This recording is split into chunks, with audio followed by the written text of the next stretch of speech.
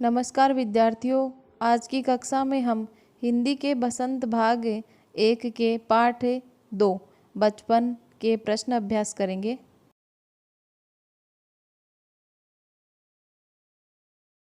लेखिका बचपन में इतवार की सुबह क्या क्या काम करती थी?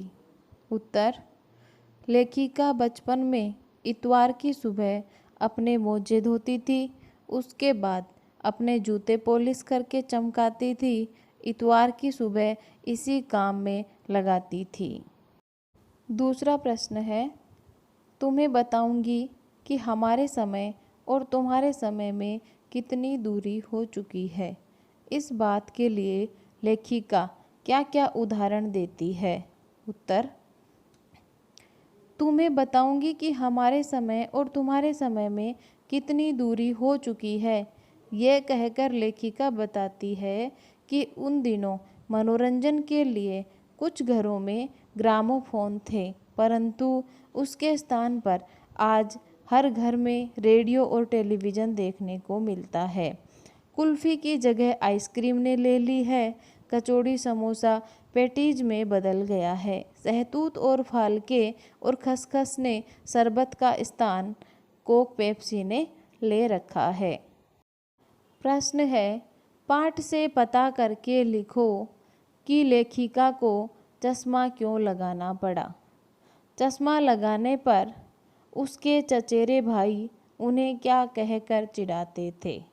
उत्तर: लेखिका को चश्मा इसलिए लगाना पड़ा क्योंकि वह दिन की रोशनी की बजाय रात में टेबल लैंप के सामने पढ़ा करती थी।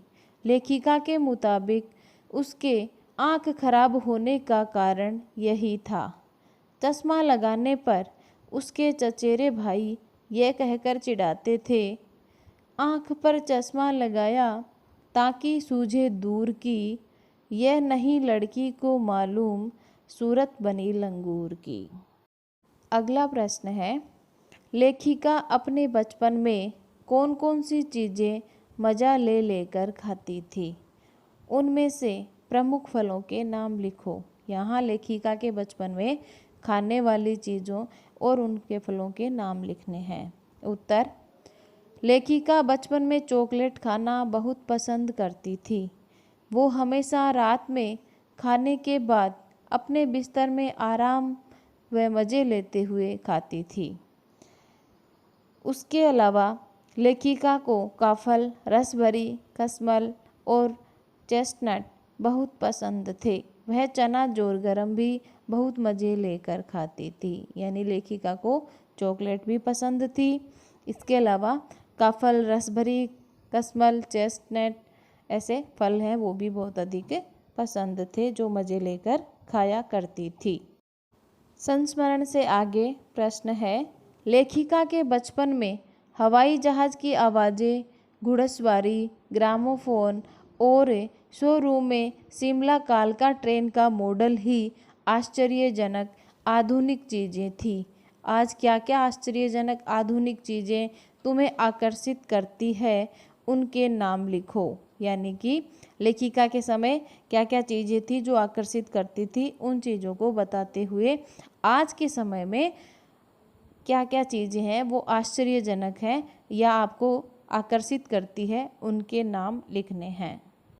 इसका उत्तर: आज के समय में बहुत सी चीज़ें हैं जो हमें आकर्षित करती है, जैसे कि computer, internet, mobile, television, robot, metro train, car, motor cycle, electric car इत्यादि। आगे प्रश्न है, अपने बचपन की कोई मनमोहक घटना याद करके विस्तार से लिखो। यानी कि जिस प्रकार से लेखिका ने अपने बचपन की मनमोहक घटनाओं को याद करते हुए लिखा है, वैसे ही आप भी किसी घटना को लेकर के इसके उत्तर में लिख सकते हो। तो इसका उत्तर आप स्वयं करेंगे। अनुमान और कल्पना पर आधारित प्रश्न है। सन 1935 से 40 के लगभग लेखिका का बचपन शिमला में अधिक दिन गुजरा। उन दिनों के शिमला के विषय में जानने का प्रयास करो। उत्तर 1935 से 40 का समय आज़ादी के पहले का समय है और संस्मरण से पता चलता है कि लेखिका का बचपन शिमला में बीता। शिमला चारों तरफ पहाड़ों से घिरा हुआ था। शिमला का धीरे धीरे विकास होने लगा था। अंग्रेज वहाँ घोड़ों की सवारी करते हुए देखे जा सकते थे। आज की तरह वह तब भी प्राकृतिक सौंदर्य से भरा हुआ था। अगला प्रश्न है, लेखिका ने इस संस्मरण में सर्वर के माध्यम से अपनी बात बताने की कोशिश की है, लेकिन सर्वर का कोई परिचय नहीं दिया। अनुमान लगाओ कि सर्वर कौन हो सकता है।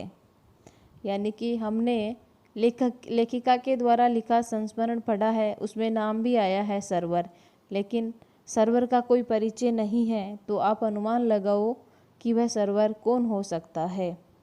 तो देखिए इसका उत्तर हो सकता है, लेखिका ने संस्मरण में 2 बार सर्वर का नाम लिया है तथा कोई संकेत भी नहीं दिया कि वह कौन हो सकता है। शायद वह कोई उसका मित्र या लेखक या पत्रकार भी हो सकता है। यानी कि लेखिका ने सर्वर नाम तो दिया है, लेकिन कोई उसका परिचय नहीं दिया, उसकी तरफ कोई संकेत नहीं है, केवल नाम है। तो वह या तो उसका मित्र हो सकता है या फिर कोई लेखक या पत्रकार भी हो सकता है।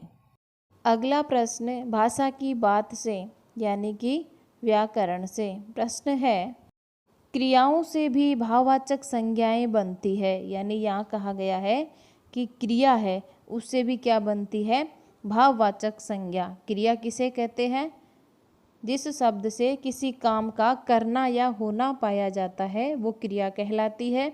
जैसे खाना, पीना, रोना, हंसना, चलना, दौड़ना, खेलना, ये सब क्या है, क्रियाएं हैं। तो इसमें उदाहरण दिया है, जैसे मारना से मार, यानी मारना क्या है, क्रिया, लेकिन उसमें भाववाचक संज्ञा यानी भाव क्या है, मार का। काटना से काट, हारना से हार, सीखना से सीख, पलटना से पलट और हड़पना से हड़प आदि भाववाचक संज्ञाएं बनी हुई है। तुम भी इस संस्मरण से कुछ क्रियाओं को छांटकर लिखो और उनके भाववाचक संज्ञा बनाओ।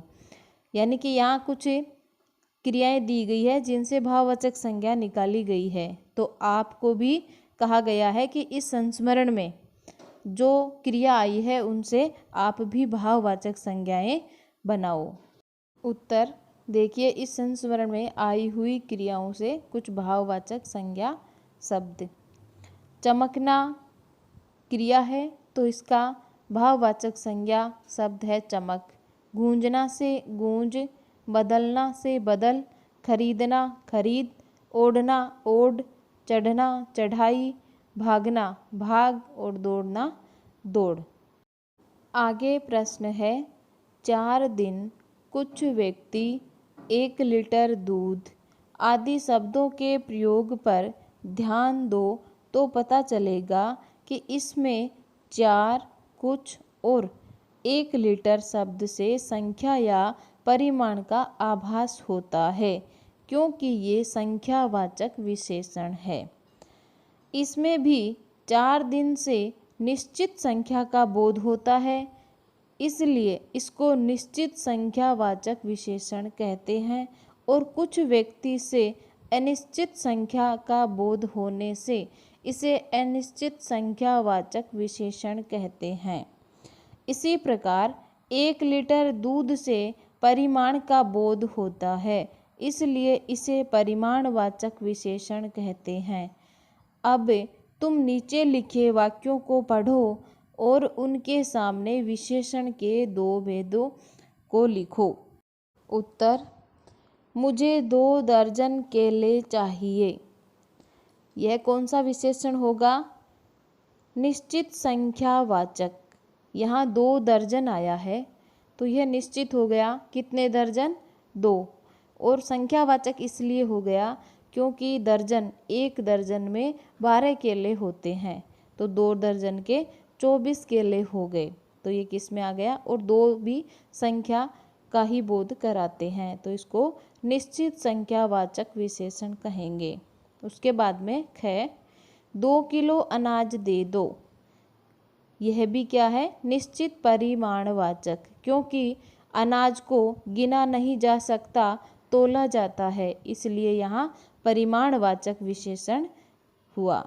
तीसरा, कुछ बच्चे आ रहे हैं। यहाँ कुछ शब्द है वो अनिश्चित है। बच्चे तो आ रहे हैं, लेकिन कितने आ रहे हैं यह निश्चित नहीं है, इसलिए यहाँ अनिश्चित संख्यावाचक विशेषण हुआ। च तुम्हारा नाम बहुत सुंदर है। गुणवाचक विशेषण। यहाँ सुंदर होना गुणवाचक विशेषण है और सुंदर कितना? बहुत सुंदर, तो यह इसका गुण हुआ। अगला, सभी लोग हंस रहे हैं। यहाँ कितने लोग हंस रहे हैं यह नहीं पता, जितने भी हैं वो सभी हंस रहे हैं, तो यहाँ अनिश्चित संख्यावाचक विशेषण हुआ। अगला प्रश्न है, कपड़ों में मेरी दिलचस्पियाँ मेरी मौसी जानती थी। इस वाक्य में रेखांकित शब्द दिलचस्पियाँ और मौसी संज्ञाओं की विशेषता बता रहे हैं, इसलिए ये सार्वनामिक विशेषण हैं। सर्वनाम कभी कभी विशेषण का काम भी करते हैं। पाठ में से ऐसे 5 उदाहरण छांटकर लिखो। उत्तर, मैं तुम्हारी दादी भी हो सकती हूँ, तुम्हारी नानी भी। यहाँ दादी और नानी शब्द हैं वो संज्ञा शब्द है और इससे पहले सर्वनाम आया है। हमारा घर मॉल से ज़्यादा दूर नहीं था। यहाँ घर शब्द है वो संज्ञा है और संज्ञा से पहले हमारा सर्वनाम शब्द आया है जो घर की विशेषता बता रहा है। किसका घर? हमारा घर। हम बच्चे इतवार की सुबह इसी में लगाते हैं। यहाँ हम है वो सर्वनाम, बच्चे संज्ञा, तो यहाँ बच्चों की विशेषता बता रहा है। कौन बच्चे? हम बच्चे। उससे बच्चों से पहले सर्वनाम शब्द आया है। उन दिनों कुछ घरों में ग्रामोफोन थे। यहाँ पर भी संज्ञा से पहले सर्वनाम, उन और दिन संज्ञा। वहाँ आँखों के डॉक्टर अंग्रेज थे। यहाँ भी संज्ञा से पहले सर्वनाम शब्द आया है। ये सारे प्रश्नोत्तर आपको अपनी नोटबुक में सुंदर लेखन में उतारने हैं। आज की कक्षा में इतना ही। धन्यवाद।